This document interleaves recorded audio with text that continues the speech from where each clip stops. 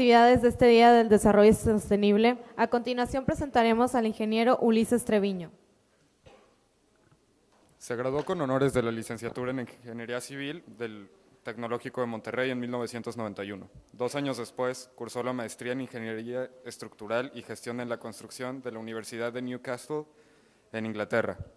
De 1994 a 1997, fungió como investigador y consultor en el Instituto Noruego de Investigación para la Construcción, en Oslo, Noruega. Actualmente el ingeniero es catedrático para la maestría en Diseño y Desarrollo de Ciudades Sostenibles del ITESO y es director general de la empresa Bioconstrucción y Energía Alternativa, así como presidente fundador del Consejo Mexicano de Edificación Sustentable, Mexico Green Building Council.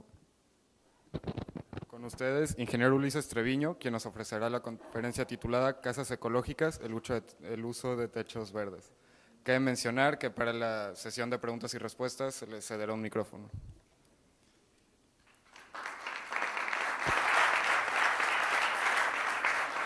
Muchas gracias. Muchas gracias, felicidades. Muchas gracias. Por acá arriba, ¿ok? ¿Se escucha bien? ¿Sí? Muy buenos días a todos. Muchas gracias por asistir a esta conferencia, que como vieron ya empezó con un título distinto al original, pero espero que sea igualmente interesante. Muy amables a la sociedad de alumnos de ingenieros físicos, industriales. Doctor Oliver Prost, muchas gracias por esta amable invitación. Y la intención de esta charla es precisamente compartir un poco la experiencia que tenemos en esta asociación, que es la primera asociación civil que se ha formado en el país para promover mejores prácticas de diseño y construcción sustentable. Y también tratar de enriquecerlo con algunos ejemplos y proyectos que hemos desarrollado también ya en la práctica profesional. Básicamente la temática a cubrir, como lo imaginan, es la edificación sostenible como un nuevo paradigma de diseño y construcción. Entiendo que aparte de ingenieros físicos hay otras carreras, hay arquitectos. Levanten la mano, por favor. Pocos arquitectos. ¿Otras carreras? ¿Qué carreras son? ¿Y TIC? ¿Qué viene siendo qué? Tecnologías de información y comunicación. Órale, ¿y por allá atrás? Ingeniero mecánico. ¿Otras? ¿Sí? ¿Y acá? ¿Otras carreras? ¿Todos IFIS? Muchos de prepa. De prepa también. Órale, mira. Futuros arquitectos o futuros IFIS o futuros… Muy bien, muy bien. Bueno, excelente. Traemos mucho material, entonces vamos a tratar de irnos ágil. Ahí pónganse, abróchense los cinturones. La pretensión es que tengamos un poco de tiempo al final para conversar al respecto.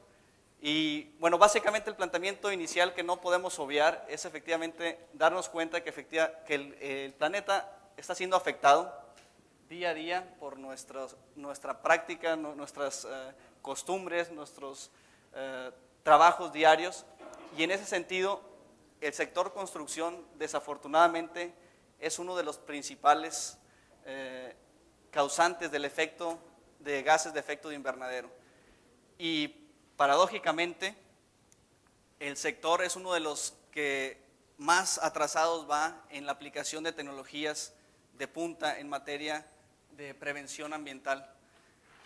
Es unas cifras que quizá les puedan dar un parámetro del grado de influencia que tiene el sector de la edificación. Imagínense que del todo el uso de agua en el planeta, el 12% lo consumen edificios en su operación y en su construcción. Las emisiones de CO2, y esto es un dato que viene de los países industrializados, llega a ser hasta cerca de un 40%. Ojo, es el ciclo de vida completo del edificio. Una buena parte de estos efectos negativos al medio ambiente son en el proceso de construcción, pero muchos otros durante la operación misma del edificio. Más adelante veremos temáticas relacionadas con el concepto de análisis de ciclo de vida, pero es muy importante entender que tenemos que hacer una evaluación de nuestras propuestas de construcción, ya sea en el diseño o en el proceso constructivo mismo, basados en un ciclo completo de vida. La electricidad llega a ser a una cantidad cercana al 70%. Entonces, somos definitivamente protagonistas en este reto del cambio climático. Y lo que deberíamos de reflexionar es efectivamente si necesitamos construir, cómo debemos hacerlo, realmente qué es lo que queremos servir, cuál es la vocación de ese edificio. En este sentido, el comentario es buscar una escala apropiada, una optimización de los recursos y crear una edificación que sirva el propósito específico y ahora, más aún, tenga capacidad de adaptarse y de servir en diferentes vocaciones en el futuro. El ejemplo claro que quiero decir con esto es, imagínense que construyen una edificación que sirve un propósito determinado, un aula. Si a los 15 años deciden cambiar a oficinas, ese edificio, si no está bien pensado, si no tiene capacidad de adaptación, tendría que ser demolido. Y eso, por principio de cuentas, podría haber sido un error desde el punto de vista ambiental tan grave como fallas en el diseño o en la construcción misma. Entonces, es bien importante que vayamos incluyendo esa visión a futuro en las decisiones que se toman durante las etapas tempranas del proyecto. Y bueno, entrar en el tema de la edificación sustentable es interesante y creemos que también es una gran oportunidad de sacar el mejor provecho de lo mejor de dos mundos. Aprovechar esa riqueza de la experiencia milenaria, de la arquitectura vernácula. La gente ha construido en sus entornos por miles y miles de años y lo ha hecho de la manera más natural, de la manera en la que aprovecha los recursos del sitio, normalmente minimizando el impacto en ese mismo ambiente, porque sabe que le estaría afectando de una manera directa. Pero ahora hemos entrado en una serie de tecnificaciones, una serie de procesos que nos han hecho olvidarnos de esas raíces y nos hemos vuelto sumamente tecnificados y no necesariamente más eficientes. El nuevo discurso de la edificación sustentable es combinar lo mejor de esos dos mundos, sacar esa experiencia y esa sabiduría milenaria y aparte echar mano de las nuevas tecnologías y materiales de alto desempeño. Tenemos una cantidad de productos ya en el mercado muy interesantes donde están compuestos de materiales reciclados o son reciclables, tienen algún tipo de aglomerantes, por ejemplo, que ya son libres de tóxicos o elementos nocivos a la salud. Entonces, ya la diferencia se está volviendo muy fina. Tenemos que ver efectivamente un producto que nos dé la durabilidad, la resistencia, la funcionalidad y la apariencia estética. Entonces, ya balancear todos estos elementos en un producto se vuelve realmente una labor interesante y es un reto muy importante para los diseñadores o especificadores. Pues bueno, todo se vale, es decir, tenemos también un concepto de que la edificación ecológica o la edificación verde es una edificación simple, basada en el reuso de materiales, que es una muy buena práctica. Aquí debemos de reconocer que en principio de cuentas lo mejor que se puede hacer es reutilizar, inclusive antes del mismo reciclaje, es la reutilización de los materiales, buscarles una segunda aplicación. En los casos en los que efectivamente esto sea conveniente y sea prudente. De otra manera, existen efectivamente tecnologías de punta que ya podemos incorporar en nuestros proyectos y sobre todo de una manera más fluida, integral. Es decir, en el caso, por ejemplo, de fotovoltaicos, hacerlos ya parte del diseño arquitectónico, que es el concepto que es Building Integrated Photovoltaics, donde realmente no queremos que sea una adición, sino que se vuelva parte del proyecto de diseño, parte inclusive del proyecto estructural y estético. Estos son una serie de tendencias muy importantes, sobre todo ahora con la flexibilidad de nuevas tecnologías en sistemas fotovoltaicos. Pero tenemos que ver que efectivamente hay una correlación y una serie de disciplinas y de procesos que tenemos que guardar. Si no tenemos el cuidado de hacer un análisis completo del enfoque de la edificación sustentable, podemos correr el riesgo en contradicciones, en faltas, o en el mejor de los casos hacer un buen diseño, una buena propuesta de ingeniería y después en el proceso constructivo quizá perder esos méritos. Entonces veamos cómo desde la planeación del sitio tenemos que ver los elementos que nos limitan o nos favorecen en el entorno mismo. En la edificación ecológica desafortunadamente no hay receta universal. Tienes que hacer un planteamiento de cada uno de los lotes o de los sitios del proyecto. Si tienes una serie de árboles, vegetaciones, obstrucciones naturales o artificiales, eso te va a afectar el asoleamiento, la ventilación natural, la iluminación, y esos son los parámetros básicos de lo que llamamos arquitectura bioclimática o los principios de diseño solar pasivo, donde lo que quieres es aprovechar el entorno y el clima en tu favor, en vez de rechazarlo. Y en medida de lo posible, lo que no sea naturalmente confortable, eso sí, echar mano de tecnologías o materiales apropiadas de máxima eficiencia energética, energías renovables, etcétera. Como les mencionaba, los retos o paradigmas que hay que empezar a sortear en esta temática es el ciclo de vida. Y eso es bien importante, pensar qué pasa con los materiales desde la extracción de sus materias primas, durante su proceso de fabricación, su vida útil ya en el edificio, el proceso constructivo, y eventualmente una disposición final, que quisiéramos ver que en el mejor de los casos sea el inicio de un nuevo círculo, de una aplicación, ya sea a través de un reciclaje o un reuso. Y llevar esto a la práctica se vuelve sumamente complicado, sobre todo cuando el entorno de mercado no está preparado. El ejemplo básico y que tenemos día a día es decir, bueno, ¿para qué yo separo orgánico e inorgánico si pasa el tipo de la basura y los mezcla todos, verdad? Y se nos cae el mundo y esto no funciona. Bueno, yo lo que les quería decir es que definitivamente sí hay forma, hay mucho más gente que está convencida de que las acciones individuales efectivamente van multiplicándose rápidamente en el beneficio de todos. Y al fin del día en la construcción está empezando a darse un fenómeno interesante donde surgen empresas que efectivamente se dedican al manejo de lo que aparentemente son residuos y nadie quiere, y gente está empezando a generar materiales reciclados o dándoles un reuso, y bueno, desde el punto de vista económico se cierra el círculo y desde el punto de vista ambiental es la mejor práctica posible. Entonces, despertar a las posibilidades económicas es bien interesante.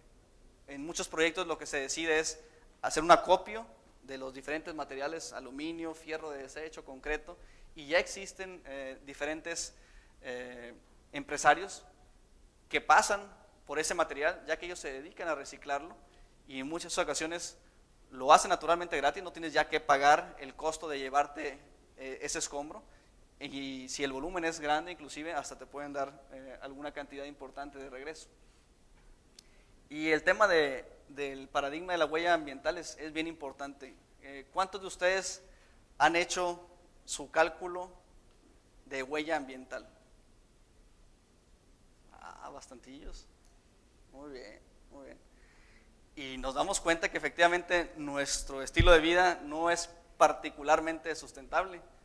En la gran mayoría, me incluyo yo, espero que no sea el caso de ustedes, pero normalmente en una ciudad como esta, el tema del transporte, por ejemplo, es el coco, ¿no? El hecho de recorrer kilómetros y kilómetros diariamente hacia nuestro trabajo, hacia la universidad, esa es una carga ecológica muy importante. Y esto, de alguna manera, tenemos que interiorizarlo si queremos realmente ser más genuinos en la aplicación de los conceptos de edificación sustentable. Naturalmente, tenemos que cumplir con ciertos requerimientos de eficiencia, ser funcionales, eficaces, pero lo podemos hacer si pensamos un poco más las cosas. Podemos hacer pequeños cambios en nuestra vida diaria que reduzcan nuestra huella ambiental.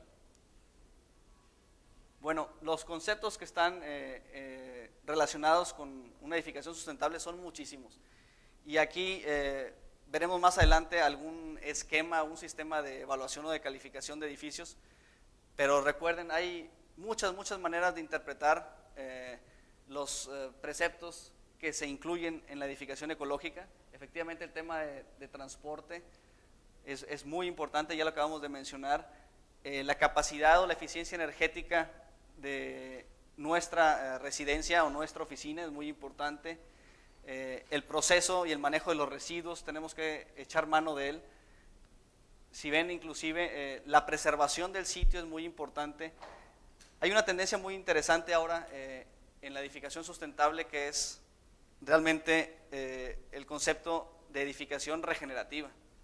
Y eso en las zonas urbanas se da mucho. Cuando uno analiza el sitio del proyecto, imagínense que van a desarrollar un proyecto en algún sitio similar a Fundidora. Bueno, ¿qué había ahí? En realidad encontrabas escoria, encontrabas materiales de desecho, era básicamente un brownfield, un área aparentemente sin uso. Y el hacer un proyecto precisamente como el Parque Fundidora, que revitaliza el área, que la regenera, eso realmente es uno de los cambios más profundos, donde realmente te adelantas o le ganas al estado actual del sitio. Y ese es uno de los elementos más importantes para llegar vamos a decir, al objetivo más alto que puede ser de la edificación sustentable, que es llegar a ser una edificación neutral en emisiones de carbono, o que sea una construcción regenerativa. Y mucho de eso tiene que ver efectivamente en adentrarnos en los temas más avanzados. Uno de los conceptos que ahora se discurren de vanguardia en construcción ecológica es precisamente el biomimetismo. Algunas otras industrias y posiblemente en muchas aplicaciones de la física, pues ustedes ya tengan una referencia más cerca al biomimicry, al concepto del biomimetismo. En el sector de edificación apenas estamos despertando a estas teorías, estos principios de aprender de la naturaleza e inspirarse en ella misma. De tal manera de que las edificaciones no es necesariamente que hagamos casas que parezcan arbolitos o que parezcan flores. Es básicamente ver cómo funciona la naturaleza en esos ciclos tan eficientes, donde en un ciclo completo, en un ambiente natural, básicamente no hay desperdicio, todo es aprovechable. Y eso es lo que queremos llevar y transportar ya al sector de la vivienda o de la edificación. Lo interesante de aquí es que no es unidisciplinar. Aquí requieres una participación de muchos especialistas. Y esto es un reto, sobre todo para el sector construcción, que estamos muy acostumbrados a trabajar de una manera secuencial. El arquitecto diseña, conceptualiza, después llegamos los ingenieros, construimos de acuerdo a los planos, se realizan pruebas funcionales y llega un usuario que no supo la historia del diseño ni de la construcción. Entonces, son eventos concatenados, pero de una forma lineal.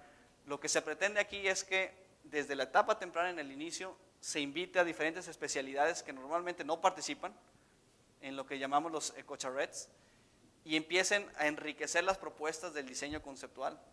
Entonces, esto es bien importante porque rompe un tanto el esquema convencional, es lo que llamamos el proceso integral de diseño. Y créanme que tiene muy buenos resultados en algunos proyectos. De pronto tenemos de invitados imagínense un proyecto de construcción, naturalmente la mayoría ingenieros y arquitectos, de pronto llega un bioquímico o de pronto llega una trabajadora social y ellos de su perspectiva empiezan a dar su reflexión sobre, oye, ¿cómo podríamos mejorar este proyecto? ¿Cómo podríamos cambiar este desarrollo? Se vuelve muy interesante. Entonces, el estar abiertos a esta participación multidisciplinaria es muy importante. Y como les decía, en todas las etapas, básicamente de la edificación, desde la planeación, pasando por el diseño, la especificación de materiales, proceso constructivo y sobre todo la operación y mantenimiento. Esa es la única manera también de que garantizamos que el objetivo no se pierde. En el diseño, en la planeación, determinas un determinado objetivo. Quiero que este edificio tenga tal eficiencia energética, que lo podemos llamar en un ahorro del 50% de energía en relación a un proyecto convencional similar. O queremos que sea 100% autónomo en energía, o queremos que ahorre un 30% de agua. Bueno, esos parámetros iniciales tan sencillos como esos enunciados, hay que convertirlos efectivamente en acciones de diseño, en planos. Hay que complementarlos con la especificación de tecnologías y materiales apropiados y después seguirlos durante el proceso constructivo. Esto que suena muy fácil, en realidad se vuelve un tanto complejo en la vida real si no existe estos parámetros de revisión periódica para que no vayamos perdiendo el objetivo original. Y ese proceso es lo que ha estado generando cambios muy profundos en proyectos exitosos, donde, bueno, ahora empezamos a ver una serie de ecotecnologías que le llamamos aplicadas a la construcción muy interesantes. Uno de ellos, precisamente, las azoteas verdes, que es una forma muy visual y muy práctica en la que podemos interpretar que un edificio tiene ciertos servicios ambientales. Entonces, los techos verdes, inclusive, pues en muchos países y ciudades, tiene una tradición milenaria, pues precisamente en Alemania, Oliver, es cierto, es el país con más techos verdes en el mundo. Entiendo yo que el 10%, imagínense, el 10% de todos los techos planos que hay en Alemania son green roofs. Es un montón. ¿Cuántos millones de metros cuadrados de techos verdes hay? Y bueno, se imaginarán los beneficios que están asociados con tener una capa vegetal en la parte superior de su vivienda o de su oficina. Es un elemento de aislamiento térmico natural. Funcionan como áreas que generan un microclima en ese espacio al exterior. Rejuvenecen efectivamente el ambiente visual. En ciudades como la nuestra, imagínense recuperar un área útil, ¿cuánto cuesta el metro cuadrado en zonas centrales de la ciudad? Y de pronto revitalizas ese techo. Hombre, eso es un beneficio muy importante. Aparte, se puede utilizar como cuenca hídrica, filtra el agua, que la capturas después en un aljibe para reutilizarla. En realidad tiene muchos beneficios muy importantes, y esta tecnología ya se está popularizando cada vez más en México.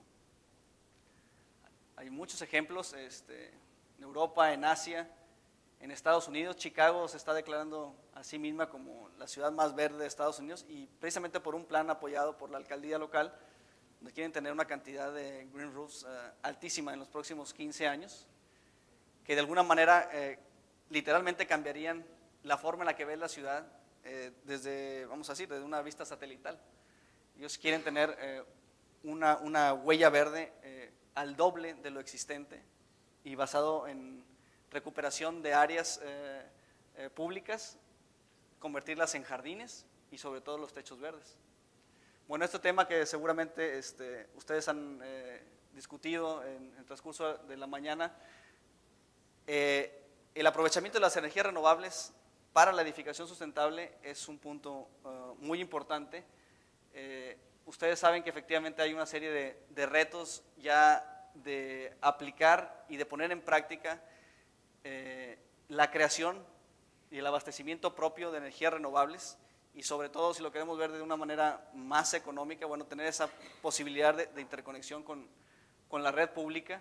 Entonces, desde la construcción se están empezando a crear una serie de nuevas tecnologías aplicadas, aerogeneradores ya aplicados. No traigo aquí las ilustraciones, pero quizás lo hayan visto hasta en el Discovery Channel, edificios que tienen la turbina incorporada en la misma edificación o en algún puente intermedio. El manejo de las aguas, que normalmente por definición lo que quieres es impermeabilizar el edificio y que el agua se vaya lo más lejos posible. Cuando ahora la tendencia es efectivamente ver cómo la capitalizas, cómo aprovechas esa agua pluvial, que por definición tiende a ser un agua muy pura y muy buena, y con un tratamiento apropiado, incorporarla en los servicios domésticos convencionales. Entonces, lo que queremos ver efectivamente es proyectos innovadores, donde se tenga una aplicación real. Lo que nos queda un tanto de experiencia es ver que el ejemplo arrastra mucho, y definitivamente hay 1500 excusas para no hacer las cosas. Hay muchos elementos que no están quizá muy alineados con lo que es la creación de nuevas tecnologías, pero les tengo que decir que ese es el estatus por el que han pasado y los retos que han pasado muchos otros países, con o sin condiciones económicas favorables, pero nadie nos va a quitar a que aquí en México tengamos que hacer nuestra propia tarea. Y si efectivamente las autoridades tienen un compromiso de gestar mejores condiciones normativas o legislativas, les puedo decir que también tiene mucho empuje el generar proyectos piloto, el apostar por cambios, y esto efectivamente va haciendo ese efecto dominó, ese efecto réplica, donde la sociedad o los profesionistas vamos generando más interés en colegas o en las autoridades públicas de que las cosas pueden cambiar. Beneficios económicos, bueno, no vamos a entrar en detalle, pero costos primarios competitivos, aquí hay que tener mucho cuidado. Existe una preconcepción que la edificación ecológica es por definición muy cara. Bueno, aquí tenemos efectivamente ejemplos en México y a nivel mundial de que hay proyectos que son con cero impacto adicional o inclusive hasta con un ahorro cuando se aplica correctamente el proceso integral de diseño. Entonces, ese es un mito que se está tratando de eliminar. Sí hay que reconocer que si un proyecto base es muy austero, quizá el tecnificarlo o el hacerlo con una serie de elementos adicionales, pues va a tener un costo que necesariamente no podemos eliminar, pero lo importante es que busquemos cuáles son las ecotecnologías que tengan el mejor retorno de inversión, que sean las más rentables, e inclusive se trata de proyectos especulativos o comerciales, las que el mercado esté dispuesto a recibir más fácil. Entonces hay que echarle un poquito de coco de ver cómo generamos oportunidades económicas y que nos den un diferenciador ya en la comercialización de los productos finales. Un edificio ecológico, sostenible, por definición es la antítesis del síndrome del edificio enfermo. Aquí en México, aunque no están documentados en detalle, tenemos una cantidad importantísima de edificaciones que realmente son cultivos de patógenos, ¿verdad? Y tú llegas a la oficina y te vas realmente a enfermar. Esto es por la pobre calidad del aire en los interiores, exceso de humedad, malas condiciones de iluminación natural. Eso es precisamente lo contrario a la edificación ecológica. Entonces, esto lo pongo como un ejemplo porque una edificación ecológica, como mencionaba, no solamente es rentable por los ahorros en energía, por los ahorros en agua, sino que es un edificio en el cual los usuarios van a ser más productivos y se va a promover su salud. La productividad y la salud es dinero. La gente trabaja, la gente es más eficiente y eso es dinero, al fin del día. Eso lo acabo de decir. Y como mencionaba, hay que ver dónde están los pesos y dónde están los centavos. Muchas veces el argumento es que el costo inicial de inversión es muy alto.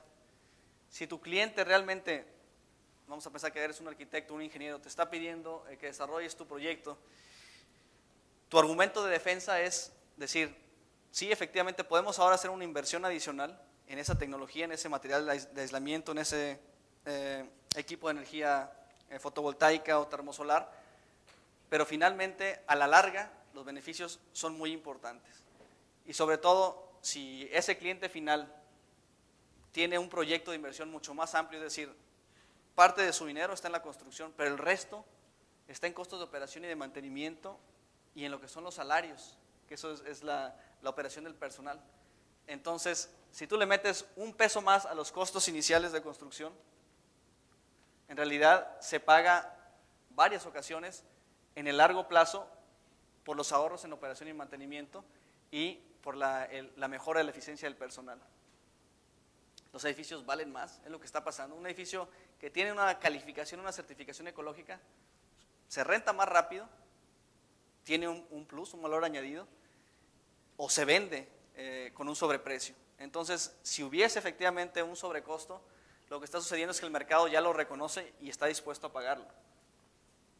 Se desarrollan economías locales, como les mencionaba, ya hay nuevos productos, hay gente que está dedicando a reciclar materiales, a construir nuevos materiales o generar materiales de construcción ecológicamente más amigables.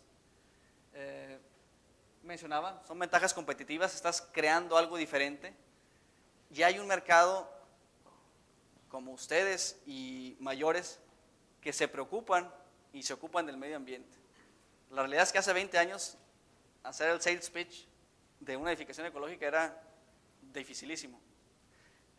Yo les preguntaría a ustedes, bueno, ¿quién de ustedes no quisiera vivir en una casa ecológica? Sea cual fuera la definición, todos. La gente hoy en día tiene mucho más sensibilidad a esta temática que antes y está dispuesta inclusive a invertir o a cambiar sus hábitos cotidianos con tal de minimizar su huella ambiental. Yo creo que esa es una noticia muy importante y la vemos, bueno, yo la veo al menos por ejemplo en mi familia con mis sobrinos, ¿no? Y mis sobrinitos me hablan de reciclaje y van y apagan la luz y esa generación efectivamente, y ustedes seguramente que ya traen unas bases mucho más sólidas en el tema, son realmente la piedra angular de un cambio que ya nos urge. Entonces, esas son las buenas noticias. Hay una serie de ejemplos muy interesantes. Literalmente el hacerlo verde, pues efectivamente es echar mano de áreas confortables, naturales, dentro o fuera de los edificios. El tema de la iluminación natural es importantísimo, no debe soslayarse. Hay muchos estudios en los que han demostrado que en salones de clase los estudiantes son hasta un 15% más eficientes, tienen mayor rendimiento que en salones donde no se encuentran las condiciones adecuadas de iluminación o de ventilación. En Estados Unidos hay un programa ya nacional donde todas las escuelas efectivamente están cambiando su diseño básico para que tengan mayor iluminación natural y ahorrándose naturalmente millones de kilowatts anualmente. Proyectos, como les mencionaba, donde tenemos ya ecotecnologías incorporadas. Hay algunos proyectos muy interesantes, nos traigo aquí unas filminas, pero en Londres hubo un primer proyecto que se llamaba el Setbed, que era un desarrollo de casas que son 100% sustentables en materia energética. Y en Londres vamos que tenemos una condición climática no particularmente moderada. Entonces son ejemplos de que las cosas se pueden hacer. Este proyecto ya tiene más de 10 años funcionando. Entonces a través de superaislamientos, a través de sistemas de energía renovable aplicados, prácticas de uso cooperativas, realmente están demostrando que sí es posible generar cambios. De hecho, por ejemplo, en Londres acaban de pasar una ley donde para el 2016 todos los nuevos edificios públicos y comerciales de gran escala que se construyan tienen que ser autónomos en energía. Eso que ahorita a nosotros nos suena un poco como a ficción, en 5 años en Londres va a ser obligación. Entonces la tecnología está ahí, las capacidades realmente técnicas, humanas ya están.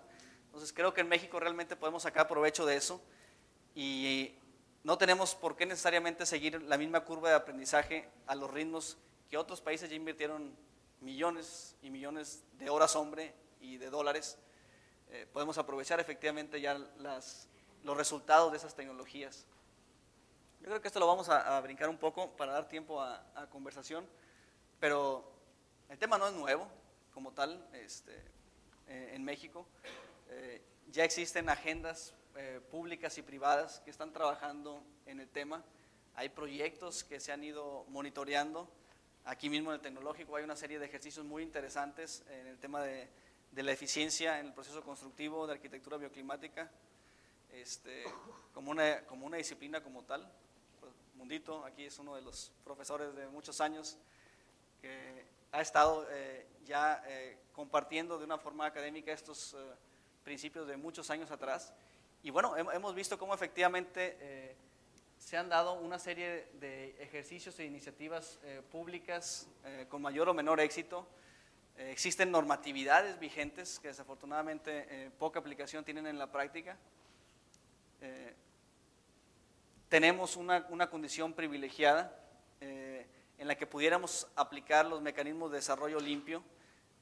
De hecho, México está liderando un ejercicio para buscar que las casas de interés social, diseñadas de una manera más sustentable, puedan ser candidatos al mercado de bonos de carbono internacional. Eso podría ser la primera ocasión que se hace en el mundo. Entonces, hay trabajos muy interesantes, eso está a cargo de la CONAVI, la Comisión Nacional de Vivienda. Hay otras asociaciones profesionales, incluyendo el Consejo Mexicano de Edificación Sustentable, que tengo el gusto de presidir, pero las secretarías realmente están ya pendientes del tema, algunas de ellas trabajando bien en serio en la creación de nuevos estándares y códigos técnicos para promover la eficiencia energética, el aprovechamiento de energías renovables y básicamente un diseño y construcción más amigables con el medio ambiente. Hay muchos programas académicos, precisamente como aquí mismo en el tecnológico hay un posgrado en la división de arquitectura relacionado con desarrollo de ciudades sustentables. Hay doctorados, existe una red nacional de arquitectura bioclimática, inclusive entiendo que el tecnológico va a liderar otra nueva red también de especialistas en el tema. Muchas otras fundaciones trabajando alrededor de la misma temática. El Consejo de Edificación Sustentable, como les mencionaba, fue creado en el 2005. Son básicamente empresas que fabrican productos de construcción ecológicos o empresas de profesionistas, arquitectos, ingenieros, algunas instituciones financieras que quieren promover mejores prácticas de diseño y construcción, sobre todo a través de herramientas de transformación del mercado. Ahorita les explicaré un poco más de eso, pero se realizó un congreso precisamente aquí en Sintermex hace un par de años, muy exitoso. 25 países estuvieron aquí participando. Hubo un empuje y un apoyo muy importante de empresas en el país. Todos esos institutos estuvieron acompañándonos. Son los diferentes consejos de edificación sustentable que existen en el mundo. Bueno, en ese momento eran 12, ahora ya somos más de 24. Y es importante hacer un benchmarking de dónde estamos. Como mencionaba, hay mucha riqueza, hay mucha experiencia y capacidad en México, pero también tenemos que darnos cuenta de que el ritmo y los avances son muy vertiginosos. Como les mencionaba, el ejemplo de Londres es un caso particular, sumamente ambicioso, pero las Naciones Unidas tienen ya un par de programas trabajando en el tema. El World Business Council for Sustainable Development es el grupo de las empresas más grandes del mundo. Las 100 empresas más grandes del mundo tienen un programa de eficiencia energética en edificios, y ahí su objetivo, por ejemplo, es que para el 2050, que a mí ya se me hace muy largo, para el 2050 todos los edificios consuman 50% de energía en relación a la base del 2008. La realidad es que yo creo que ya se quedaron cortos en esa ambición. Ya salió una iniciativa en Estados Unidos por la Academia de Arquitectura, ese mismo objetivo, pero para el 2030. Entonces, realmente yo creo que vamos a ir avanzando mucho más rápido. El nivel en el que estamos deteriorando el mundo realmente no nos da tal margen de demora. En la Comisión de Cooperación Ambiental también conformamos un grupo donde se hizo un diagnóstico que se llamó Retos y Oportunidades para la Edificación Sustentable. Si lo quieren leer, eso es muy interesante, está en el www.cca.org, la Comisión de Cooperación Ambiental. Es el informe más autoritativo, creo, que se ha hecho sobre el tema, al menos por la parte mexicana. Y la Ciudad de México, por ejemplo, es parte de la iniciativa del cambio climático de Clinton, que en cuestiones prácticas básicamente es consolidar oportunidades de tal manera de que puedan adquirirse soluciones y materiales ambientalmente preferentes a mejores precios. Y en ese sentido se está buscando cómo capitalizar mejores compras, por ejemplo, del gobierno, para utilizar productos más ecológicos o detonar proyectos que quizá requieren algún tipo de financiamiento y que el inversionista no encuentra quién le pueda apoyar. Bueno, en esta alianza a través de la iniciativa Clinton, bueno, se están viendo soluciones muy interesantes. Bueno, les mencionaba, hay muchas organizaciones que estamos trabajando en el tema a nivel mundial.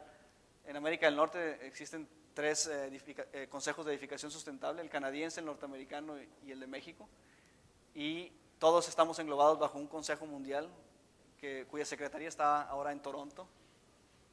Ya en conjunto representamos más del 50% de la construcción a nivel mundial.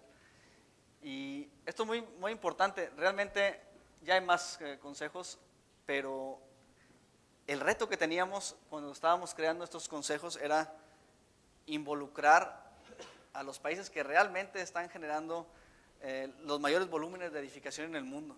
Entiéndase, la India y China. Entonces, la preocupación es que podríamos hacer grandes esfuerzos en Europa, en América, en el sureste de Asia, pero básicamente para el planeta, no tener montados en este proyecto a la India o a China, estaríamos dejando fuera el mayor potencial de cambio. Y estuvo muy interesante porque hace 1 año y medio invitamos a dar una charla al ministro de Construcción de China. Y el tipo, bueno, vino a dar su conferencia y todos estábamos intrigados que nos dijera cómo es que China se estaba involucrando en el tema de la construcción ecológica, el green building, como dirían los chinos, ¿no? Entonces le preguntamos, bueno, ¿cómo ¿cómo es que ustedes están, cuál es el propósito, por qué se meten a estos? Y esperábamos que el tipo llegara con una reflexión de, bueno, nuestra cultura milenaria, los sintoístas, y bueno, el tipo dijo, así de sencillo, si nosotros no cambiamos a estos pensamientos de eficiencia en el uso de los recursos a través de la construcción, no hay planeta que nos abastezca todos los requerimientos. Entonces no es por otra cosa más que por propia defensa o casi por egoísmo. De esa naturaleza es el crecimiento que se está dando a nivel mundial. No sé si ustedes recuerdan, pero los que estamos en la construcción nos dolió mucho hace un año y medio, que de pronto el acero costaba el doble, así, ¡paf! ¿Por qué? Porque se empezó a construir en China, pero como locos. Y todo el acero del mundo se lo llevaban para allá. El día que a los chinos, no sé, se les ocurra usar más de 2 palillos al día, se va a acabar la madera en el planeta. O sea, es bestial, o sea, lo que demandan. Entonces, es muy importante que estas grandes potencias también cambien hacia ese lado, porque definitivamente el planeta no nos aguanta, ¿no? Bueno, hay muchas otras organizaciones trabajando en el tema. Inclusive yo les invito a que visiten estos sitios web. La realidad es que es apasionante. Mucho de mi experiencia realmente ha sido pragmática. Realmente yo me he involucrado mucho en el tema por la práctica profesional y, por ejemplo, en mi oficina, en el día a día es hacer investigaciones, aprender cosas nuevas. Entonces, realmente los que tienen también este interés por aprender, por estar experimentando, realmente este es el campo perfecto, porque como les decía, no hay solución única. Cada proyecto es un reto nuevo, no hay una receta que les va a solucionar las cosas. Entonces, por un lado, pues no es nada cómodo, vamos a decir, no puedes hacer algo mecánicamente repetitivo. Entonces, sí, así como especialista, como ingeniero, arquitecto, te va a estar pidiendo más para cada proyecto, pero eso es lo interesante, que logras una solución específica, única, y lo que responde mejor a las condiciones de ese proyecto. Eso es el gran reto que tenemos. Tienes que adaptarte, o sea, literalmente tenemos nosotros en proceso varios proyectos donde realmente tenemos que adecuar la geometría, la orientación de la casa, la altura, los materiales, de tal forma de que se mimeticen en el entorno. Y esto va en contra de la filosofía convencional de llegar con el bulldozer, te llevas toda la capa vegetal que exista, pones tu casa y luego andas poniendo una serie de plantitas que no son de la región, que realmente hasta desde el punto de vista ambiental pueden llegar a ser perjudiciales, traen plagas, traen una serie de sistemas reproductivos que pueden afectar el resto del entorno. Entonces, es mucho más delicado de lo que creemos. Entonces hay un potencial de meterse en esto padrísimo, ¿no? Diseños igual un tanto caprichosos que pueden favorecerte la recolección solar o la iluminación natural, pero créanme que mucho es de buena intuición.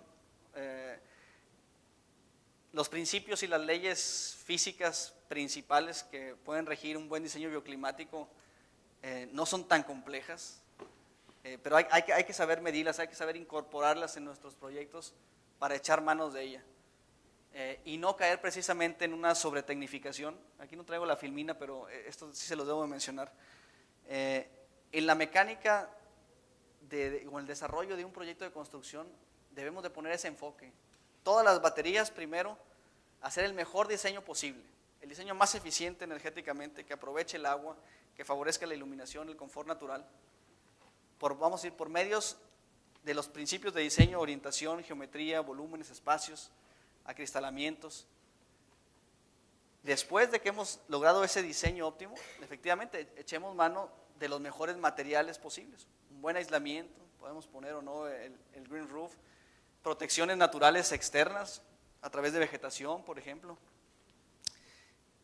y después tecnifiquemos correctamente. Existen sistemas de energía renovable, existen sistemas de automatización, pero eso realmente es la cereza del pastel.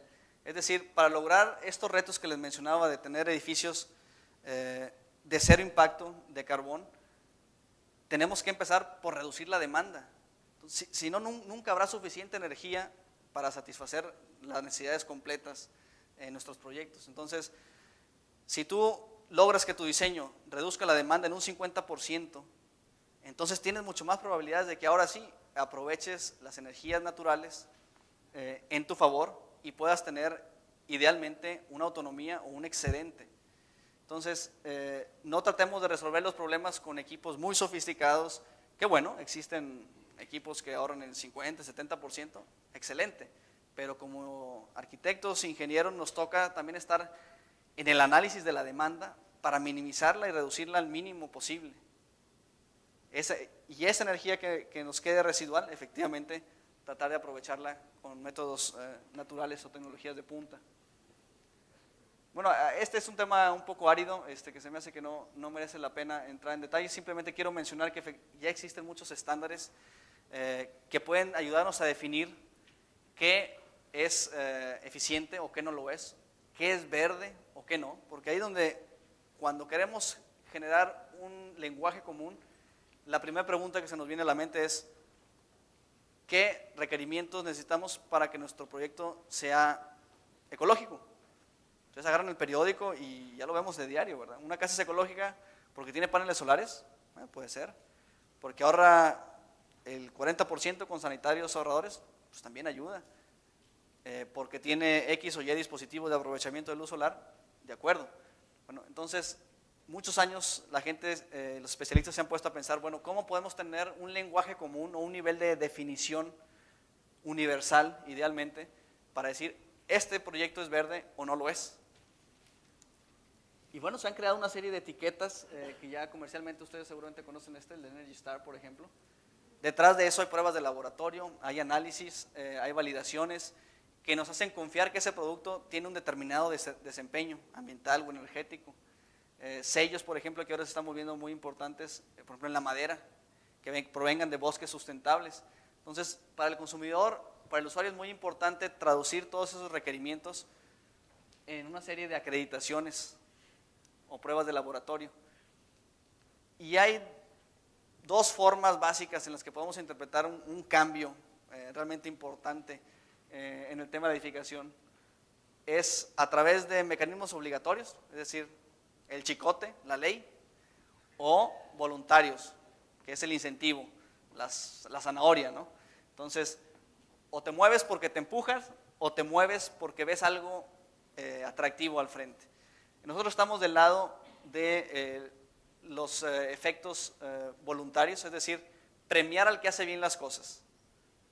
La otra parte corresponde más a las instancias gubernamentales en sancionar al que no cumple, al que está fuera de orden.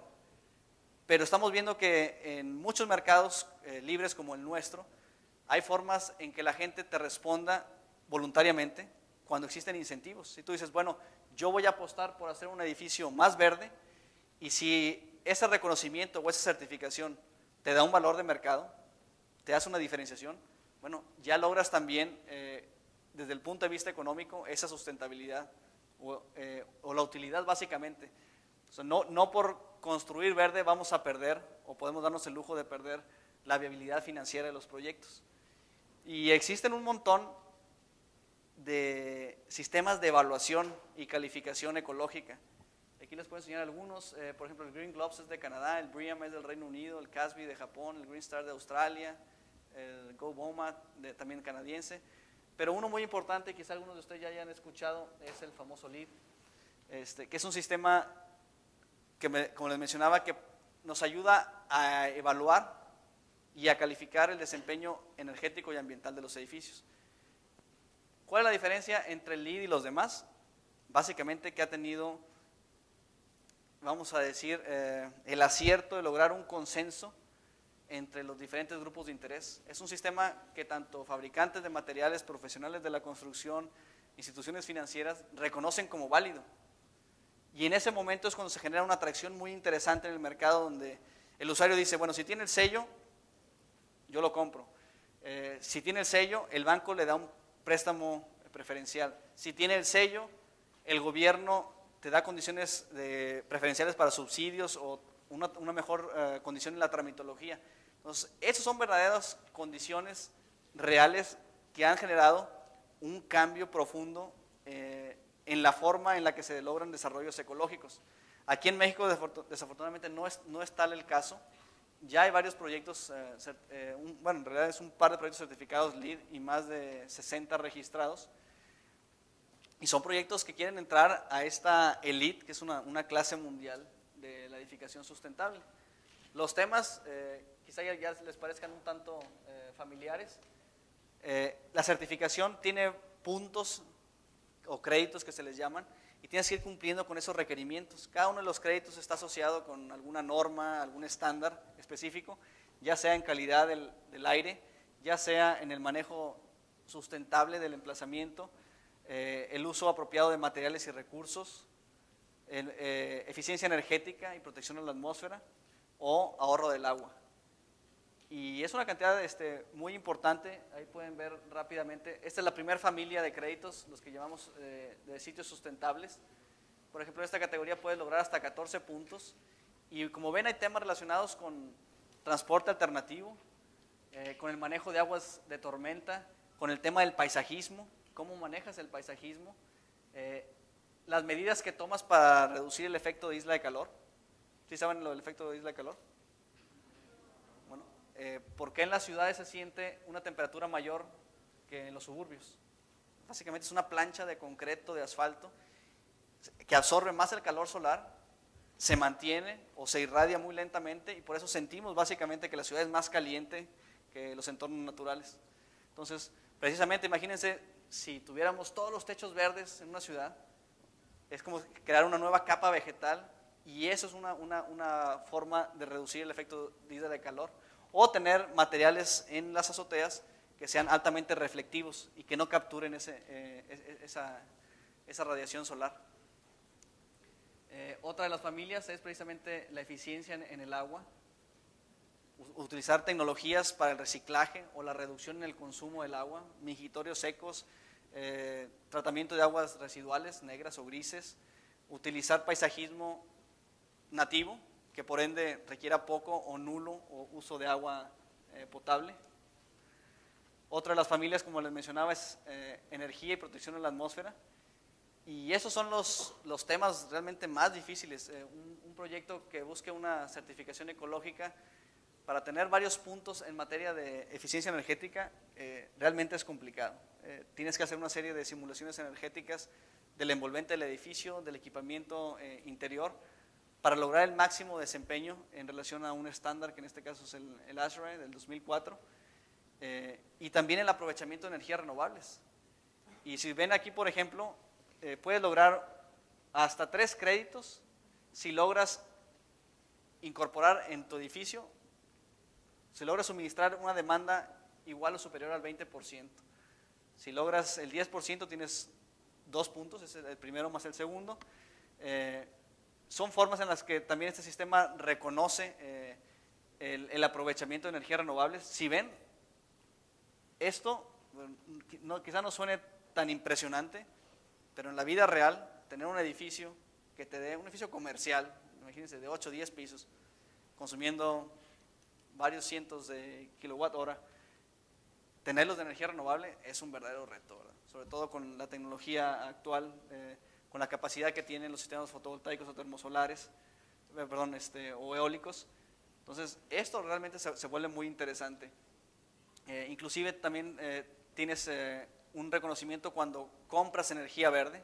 Aquí en México desafortunadamente no tenemos esa alternativa de comprar directamente de diferentes proveedores, pero en Estados Unidos tú tienes la opción, o en Europa, de comprar de uno u otro suministrador de energía, y tú puedes apostar por comprar energía realmente verde o renovable, ¿no?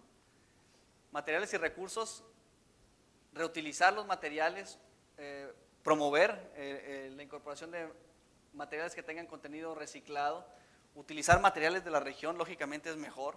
¿Para qué traerse productos desde China o de Taiwán si realmente hay algo regional equivalente que cumple el desempeño? Y naturalmente evitar el impacto ambiental del transporte de esos materiales. Utilizar materiales de renovación rápida o madera certificada, reutilizar el edificio. Y en este tema que es poco conocido, la calidad del aire en interiores.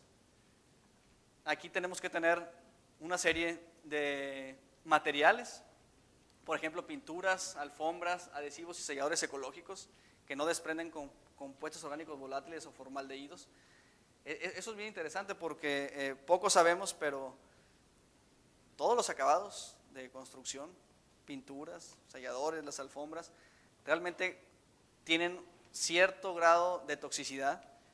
Mucho de eso se libera durante las primeras etapas, vamos a decir, de su vida útil, durante la instalación misma, pero algunas pinturas, algunos selladores están realizando ese off-gassing por años y años, y eso al fin del día nos afecta a nuestra salud, y perniciosamente es doble porque también van y dañan la capa de ozono, como algunos de los refrigerantes de los sistemas de aire acondicionado. Entonces, ya se están desarrollando en el mercado esos materiales con esas características verdes, y aquí lo que se premia es que selecciones esos productos en relación a los convencionales. También buscar el confort térmico individual, ya sea en iluminación, en aire, favorecer vistas hacia el exterior, evitar esa claustrofobia, promover la iluminación natural, es muy importante. Y luego hay la opción de diferentes créditos por innovación en el diseño. Y ya se puso rojo el semáforo, entonces voy a tener que terminar pronto. Proyectos modelos, sí hay proyectos certificados. Vean ustedes que realmente no son un discurso en el que están los edificios abrazados por plantas, pero al fin del día esos edificios operan con mucho mayor eficiencia que los edificios convencionales o similares. Por ejemplo, nosotros nos tocó participar en este proyecto, que es el primero que obtuvo una certificación nivel oro en América Latina, que es el corporativo del Banco HSBC. Está ahí en la avenida Reforma, donde está el Ángel, precisamente la glorieta del Ángel. Bueno, ustedes lo ven en principio, bueno, pues es una torre moderna, como quizá muchos edificios hay, pero cuando sabes que ese edificio ahorra un 40% de energía en relación a uno similar, cuando ahorra el 75% de agua, que tiene el green roof más grande de México en el piso 17, que tiene controles individuales de temperatura y de iluminación por cada uno de los 2,000 usuarios, bueno, realmente esos son cambios bien importantes y que, bueno, afortunadamente ha generado tanto interés y revuelo que la mayoría de los proyectos comerciales grandes en el país, y les puedo mencionar desarrollos aquí de la zona de Valle Oriente o en Santa Fe, en el Distrito Federal, están buscando esta calificación. Se han dado cuenta de que es un distintivo importante, es un buen caso de negocio y efectivamente están haciéndole un bien al medio ambiente. Hay iniciativas para desarrollos habitacionales sustentables. Es muy importante, muy interesante esto, como les mencionaba, sobre todo para los proyectos de vivienda de interés social. Es la CONAVI que está haciendo estos desarrollos. Bueno, son estadísticas. En México básicamente tenemos que construir 700,000 viviendas de interés social por año. Si esas las hiciéramos ligeramente más ecológicas, tendríamos un potencial en el cambio de la exigencia o la demanda de recursos naturales muy importante, y está muy preocupado el gobierno por crear realmente ciudades que puedan ser más ecológicas. Y desafortunadamente son los patrones que se repiten, y en interés social el reto es el tema económico, porque para esa casita el aumentar 1 metro cuadrado, el poner 3 metros cuadrados más de muro para protección solar o para lo que ustedes gusten, lo saca de mercado. Entonces se están buscando cambiar las leyes o buscar subsidios o incentivos para que se pueda realmente invertir en proyectos de calidad relacionados con arquitectura bioclimática, mejores aislamientos, una casa ecológica. Y no sé si han escuchado de los sistemas las mecánicas de la hipoteca verde. Entonces, la gente de interés social ya se ofrecen aquí en el país viviendas que han sido construidas con 4 o 5 indicadores: baños ahorradores, mejor aislamiento, algunos de ellos tienen unas plaquitas fotovoltaicas, más hermeticidad, climas de alta eficiencia, acá en el norte del país, y algo se me escapa por ahí, pero básicamente esto es un panel termosolar, por ejemplo, en el techo. Y estos proyectos entonces son candidatos a recibir una mejor condición en el crédito. Básicamente hay mayor capacidad de crédito para pagar esas ecotecnologías. Entonces es un primer paso que se está haciendo para que la vivienda económica pueda ser más ecológica. Ya hay un programa de edificios sustentables en el DF. Y en el tema de los bienes raíces, la gente ya se está dando cuenta que el asignarle un valor a los edificios verdes es algo importante. Los peritos inmobiliarios, que son los que evalúan las propiedades, ya tienen ciertos preceptos que pueden darle un reconocimiento a las ecotecnologías aplicadas en la edificación. Paga el ser verde, sistemas hipotecarios, especialistas, corredores de bienes raíces, que únicamente venden o compran inmobiliarios verdes, bienes raíces verdes. Pero bueno, como les mencionaba, realmente el reto es muy profundo, es en cambiar estos paradigmas, en cambiar estas estructuras mentales y culturales, y definitivamente queda mucho en nuestra responsabilidad el hacer un cambio.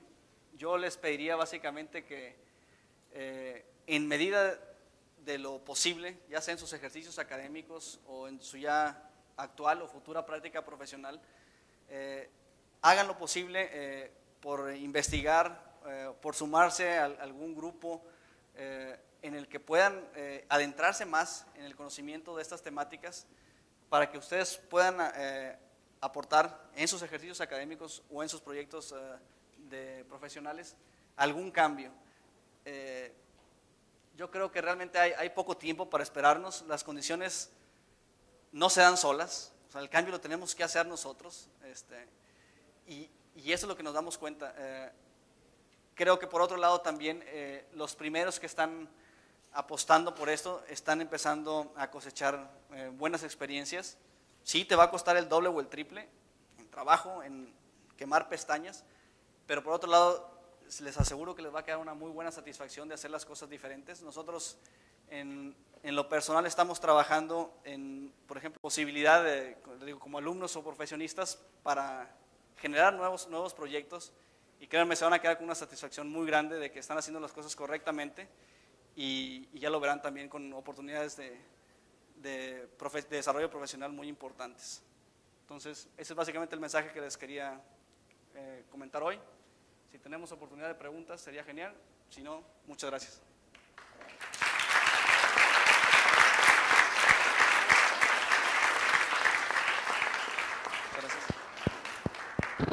Bueno, ahorita vamos a iniciar con la sesión de preguntas y respuestas. Aquel que tenga una duda, levante la mano y le pasamos un micrófono.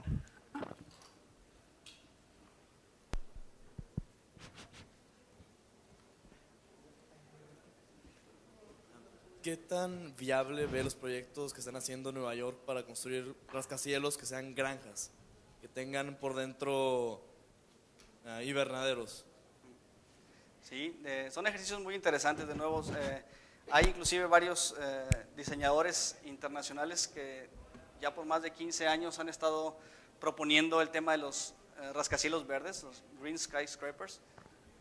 De hecho, uno de ellos, que es malayo, estuvo por aquí dando unas conferencias, Ken Yang, que él fue el que empezó un poco con ese principio, pero en concreto está muy interesante porque al fin del día la apuesta ahora es sobre la densificación de las ciudades, y en ese sentido la huella ambiental, el uso de recursos en un edificio concentrando una cantidad mayor de usuarios, realmente es más eficiente. Efectivamente existe la contracorriente que habla del espacio, que habla de la naturaleza humana, que requiere X o Y condicionantes naturales, pero se está resolviendo inteligentemente por el hecho de que están haciendo más amable, más verde los mismos interiores de los edificios. Entonces yo creo que eso va a ser una corriente muy importante.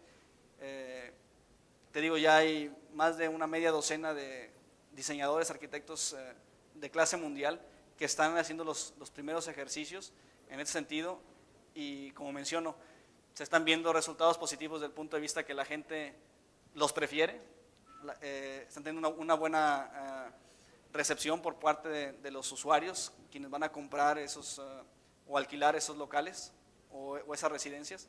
Entonces creo que va a ser una tendencia a la alza muy importante, y por lo pronto lo que se está multiplicando de una manera importante son los techos verdes también.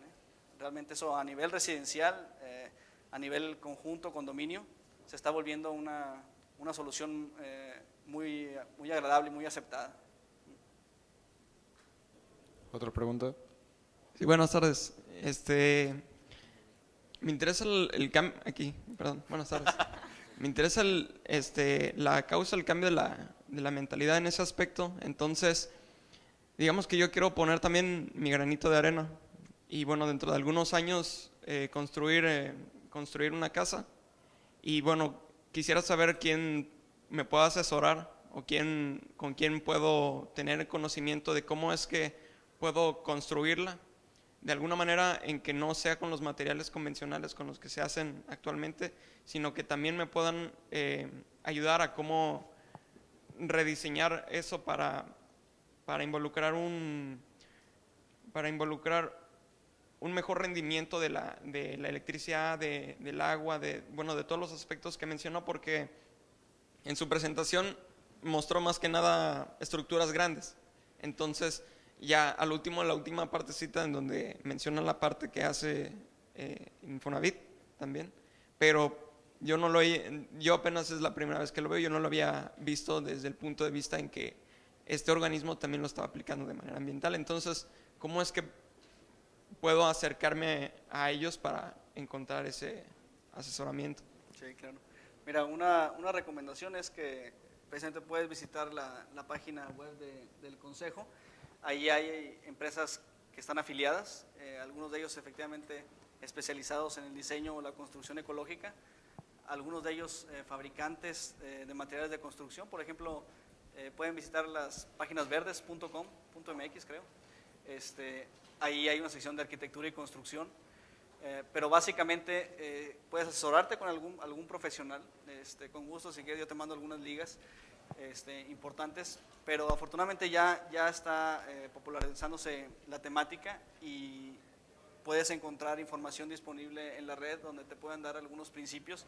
Y la otra efectivamente es aquí mismo en la academia, no sé, ¿cuál es tu carrera? Ingeniero mecánico. Ingeniero mecánico. Bueno, enfrente de ti está un especialista de arquitectura bioclimática, el arquitecto Mundo. Ese es el tema que da en arquitectura precisamente. Entonces, aquí hay mucho conocimiento tan cerca de ti literalmente, y fuera, un saludo. Y en la práctica, afortunadamente te digo, se empieza a ver en el mercado más oportunidades, más alternativas de materiales o tecnologías que tú puedes incorporar. Entonces, es un trabajo que efectivamente, como tú lo dices, depende mucho de la intención. Qué bueno que tienes esa determinación de hacer las cosas bien, y te aseguro que vas a encontrar los recursos necesarios para hacerlo. Una última pregunta. Yo tengo algunas preguntas. Hola, soy Javier Tapia. Por ejemplo, ¿usted qué opina de los edificios altos porque ahorran espacio? Sí, no sé, me imagino que si los edificios fueran más altos, se podrían reforestar varios terrenos para bosques. Hay también el cultivo en los mismos edificios para ahorrar espacio de la propia naturaleza. Y también algo que considero muy importante es la estética de los mismos edificios, porque, no sé, el ambiente puede afectar, por ser así, el consenso de la población. Son algunas preguntas esas. Sí, claro. Sí, no, muchas gracias. Pero mira, básicamente es continuar un poco lo que mencionaba tu compañero en la primera intervención. Y sí, te digo, aunque existe un debate al respecto de qué tan altos, qué tan densos, qué tan compactos deben de ser los desarrollos, las tendencias principales del nuevo urbanismo, que se le llaman, o del crecimiento inteligente, el smart growth, tienden a eso, a ser ciudades más habitables, más humanas. Y allí hay efectivamente un punto fino donde quiere hacer una ciudad más de escala humana, que la puedas transitar a pie, que puedas tener tus servicios principales a una distancia en la que minimices o no requieras el uso, por ejemplo, del auto, contra el discurso de masificar y densificar en las ciudades. porque efectivamente llega un punto en el que sí, como mencionaba, puedes tener un uso más eficiente de los recursos. Un edificio, vamos a decir, por metro cuadrado y por usuario, puede llegar a ser mucho más eficiente en cuanto a construcción, en cuanto a requerimientos de infraestructura. Vamos a decir, una analogía muy básica es o construir 100 casas o un edificio que albergue las 100 familias. En cuanto a uso del suelo como tal, naturalmente es mucho más benéfico. La infraestructura que tendrías que desarrollar de tuberías, servicios sanitarios, hidráulicos, eléctricos, iría mucho más dispersa, pero por otro lado efectivamente sí tienes esa sensación más humana de vivir en un ambiente a tu escala.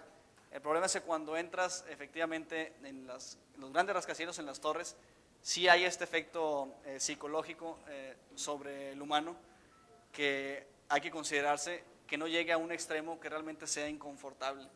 Entonces, es una tendencia, como mencionaba, que va a la alza, la redensificación. De hecho, aquí hay unas propuestas muy interesantes en la misma ciudad de Monterrey, para que cerca del barrio histórico, el barrio antiguo, se empiecen a construir edificaciones de uso mixto o residenciales más densas.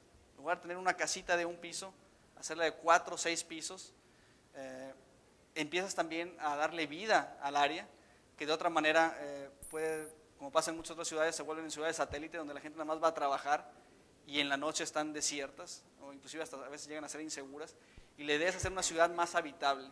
Entonces yo creo que ese es un discurso que seguirá vamos, en debate profundo, pero por definición sí hay una corriente hacia densificación y un mejor aprovechamiento de las zonas urbanas y que ya cuentan con infraestructura. Muchas gracias, ingeniero Ulises, por su conferencia. Nuestro compañero Ricardo Segovia le hará entrega de un reconocimiento a nombre del comité organizador.